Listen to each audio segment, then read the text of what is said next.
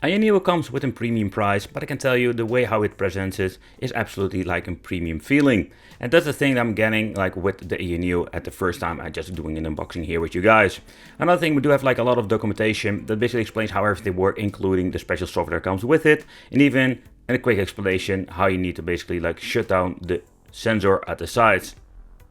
Everything is provided inside the box itself, of course, but let's take a close look at the handheld, and I can tell you the way how this thing looks is absolutely amazing. Another thing that really appeals to me is just the way how this thing feels in my hands. It's way more comfortable than the previous models of, let's say, AGN Neo, and that is something they did absolutely like a great upgrade with. Underneath, we're going to get ourselves another layer, and here we're going to find the power supply and everything that we're going to need, including some Type-C to USB 3.0 converters. Grabbing it out of the box, I can tell you that I was quite flabbergasted with the overall quality. The bottom part is made out of plastic, but not like the cheap plastic we have seen before. It comes with 2 joysticks and a D-pad, and at the left side and right side we do have some extra buttons. I can tell you the joysticks feel very nice and they play great. They play absolutely amazing, especially when it comes to playing some old school retro games or modern games. I was not sure about the A, B and XY button because they're very tiny and I'm used to playing with, let's say, bigger buttons. But I can tell you they feel absolutely great and didn't have any problems when it comes to playing some games. Especially an ear button and a home button for like navigating through back to the desktop. Underneath we're going to get ourselves 2 speakers and of course the Type-C connection for charging. And here we're having like a compartment they can open up that works with a magnet. Yeah, magnets baby. And basically what you're going to get over here is like an option to add a CF card or micro SD card.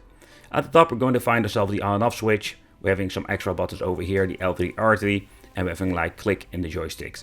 So everything that we're going to need, even including 2 Type-Cs at the top, if you want to add, let's say, a hard drive, or data transfer, or add a keyboard and mouse, you can do everything at the same time. So very great that they have enough, basically like Type-C ports for connecting everything and charging, volume control, everything that we're going to need. And then we have like a shoulder button and a special trigger button. But what I find appealing is just the way how this thing feels and how it looks. And I can tell you, it looks great, but it's going to be a fingerprint, like magnet. It's going to be a crazy thing. Nevertheless, very cool. Let's, underneath the joystick, they'll also change when charging. Let's remove the screen protector. We're like in the wicked ASMR mode. Yeah. But okay, so let's set it up. What I needed to do, my touchscreen didn't work whatsoever. So I'm going to plug in keyboard and mouse. And we're going to set everything up in combination with like emulators and just download some games. And just see how everything works on this machine. And also how it's with the software itself. I wanted to just check out how far we can push the games. So what we're going to do, we're going to get like the full resolution of the screen. It's going to be, I think it was 1920 by 1200, if I'm saying it correctly. And of course, we're going to put them on game mode with the special software that is built in the machine. And just see how far we can push it with a couple of games. So this game is absolutely not like very demanding, but still it's a very cool game to play. On the full HD resolution this display supports in combination with every setting set to high. My gameplay is absolutely garbage, but I just wanted to enjoy this on the handheld itself.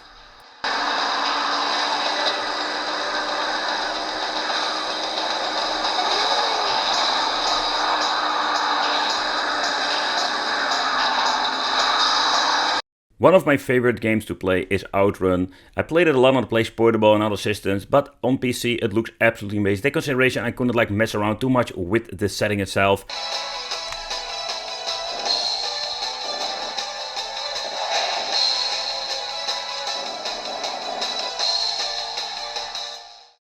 But buying an AN Neo 2 for Street of Rage 4 or similar games, I think it's going to be a completely overkill. Don't get me wrong, it looks so beautiful on this very nice high definition display.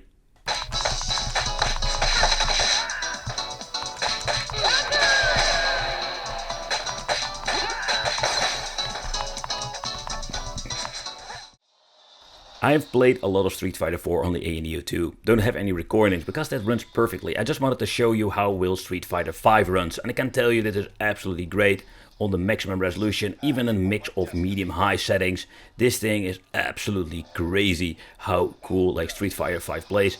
Another thing I also have noticed when I'm going to play, the D-pad. It feels kind of strange at first, but I can tell you when playing some Street Fighter, I didn't have any problems getting any move out.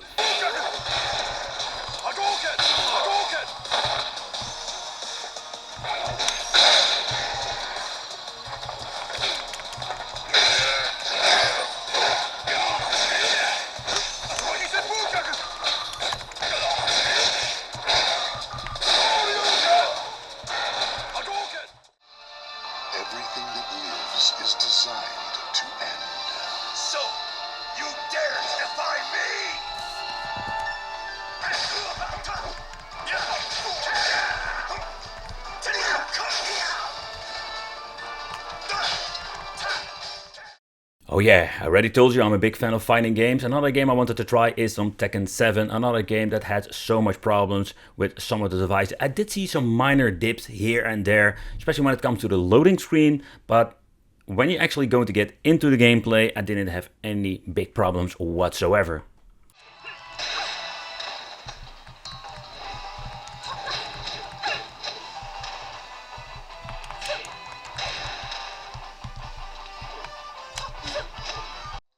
Okay, so I just wanted to push everything to the limit, just see how far we can get on high settings. With Crash Bandicoot, I did remove the bloom effect because I find it quite annoying. But also when you're looking at everything on high, in combination with the maximum resolution, I did notice the game will dip between 50 and 60 FPS. So we do have some limitation with some games, but take consideration, it still looks amazing. And I personally didn't really notice, if I don't see the counter at the left, how many frames we're playing with.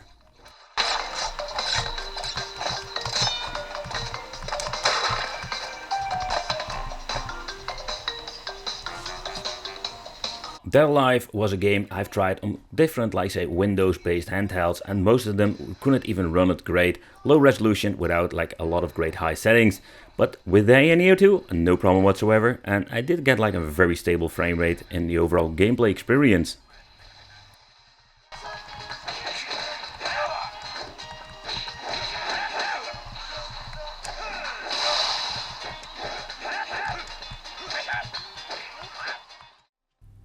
GTA 5 is able to play on the full resolution of the display in combination with a mix of medium, especially high settings. I was quite surprised to see how good it ran. Take consideration, it was capped on 30 FPS and it was unstable at 30 FPS. So to be honest, you need to like have a reduction in the specifications if you need to have like higher FPS. But let's take a close look at some emulation, because oh boy, this thing is absolutely a beast when it comes to this. Let's start off with some God of War. With previous handhelds, especially the cheap ones, yeah, we need to do a lot of like a speed hacks and other tinkering. With this, I just want to go full in. Have 10 times resolution and of course no speed hacks whatsoever. So this thing needs to be looking the most fantastic as it can be.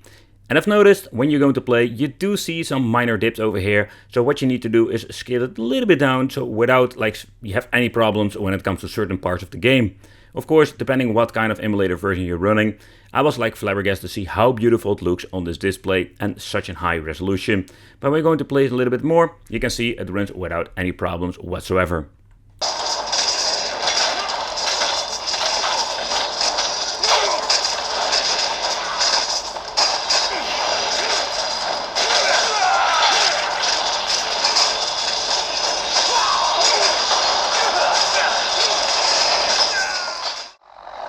And with such an expensive handheld, we can also play PlayStation Portable emulation on higher resolution without any problems. In this case, I just wanted to touch on as it is tricky. It's maybe not like the most demanding game, but just I think it's one of my favorite games I played back in the day, but also now on my PlayStation 2. So I just wanted to try it out on the handheld, the Neo 2. And I can tell you, I really enjoyed it, and it plays absolutely great when it comes to the joystick itself. Xbox Classic can be played on an Neo 2 without any problems, but I also wanted to check it out how it goes when you're going to upscale it to higher resolution internally. And I can tell you, oh boy, it looks absolutely amazing and it plays great on this device. So with so many power we're having now, we can even like upscale, like say, more demanding systems. And with the emulator we're using, it's absolutely great.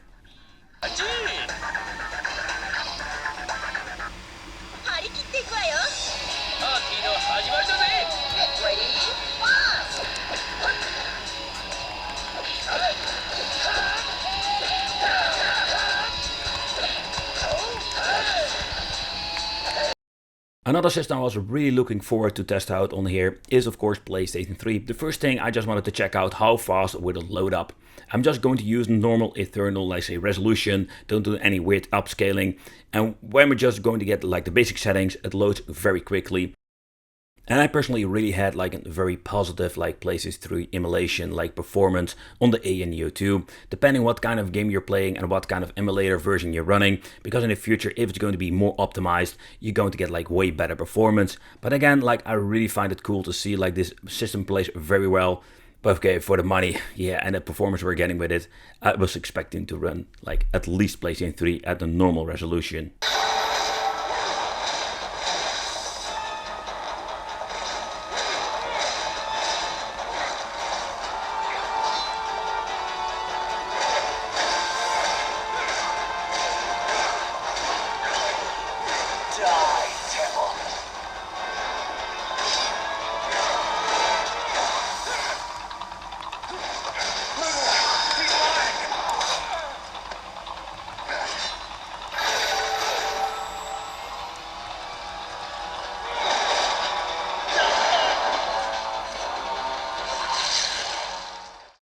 So in the end, basically A and Neo 2 have every single option when it comes to playing games.